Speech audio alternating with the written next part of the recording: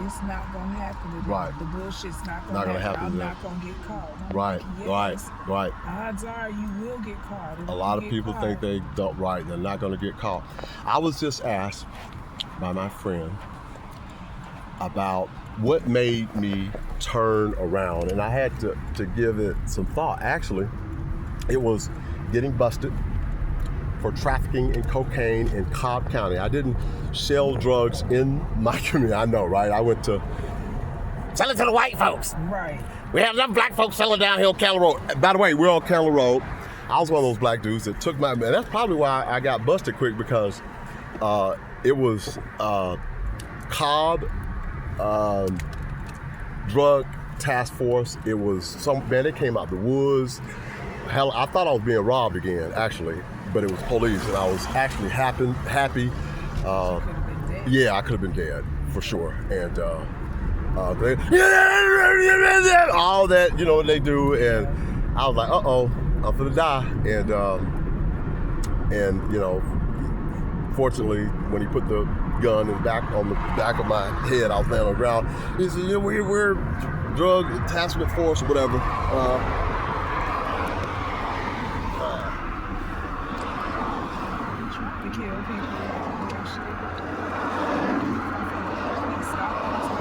This kind of scary right here. Yeah, so that was the end. We had a kilo. It was about 5 of us that fell, and that is the start of what changed me. And you know, when I got to prison, of course, it was like a whole new thing, man. My father, the people that I was trying to protect, because I didn't talk, they came to me with deals and said, hey, if you do this, I was like, man, send me back to the cell, all my cousins in there, I'm gonna go back and talk to my family, my friends, and stuff like that. So, my dad paid so that I didn't get 25 years, I got 15 years, served 5. And during that tenure, I ran into a brother that I just recently met down in Macon.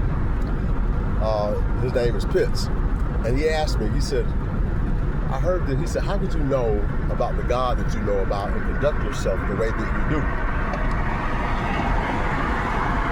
And I just was like, wow, that's right. So, make a long story short, I pulled my act together, started studying with people in there.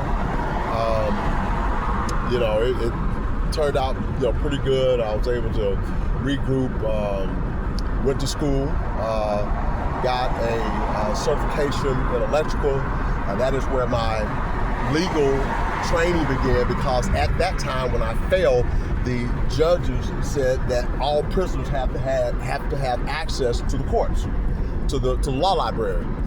And I was one of 2 people in the entire state that they sent and trained to be a law librarian. I didn't have to go out and take a pitchfork, and even then I was like a teacher's aide and stuff like that. So I always I was house Negro, you know. So I wasn't a field Negro. So, but anyway, that was my job. Every morning I got up, went to the law library, pulled books and stuff like that. Thus, my legal career started. So that was a change, you know. And for my subscribers that's following, I have more stories, like crazy stories to tell you. And I'm glad she asked me that question, because I had more stuff to share with you. Keep following. It's encouraging, especially to you young ones, knowing that change is possible. I am the example that change is possible. You know, you don't have to stay the same. If you're doing, you know, stuff out there, you can make adjustments. You can be different. There's a scripture that says, "This is what you used to be."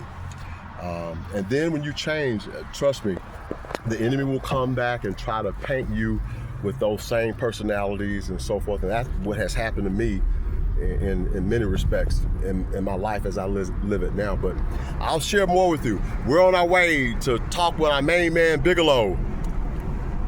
Out. 7Genera11. Peace.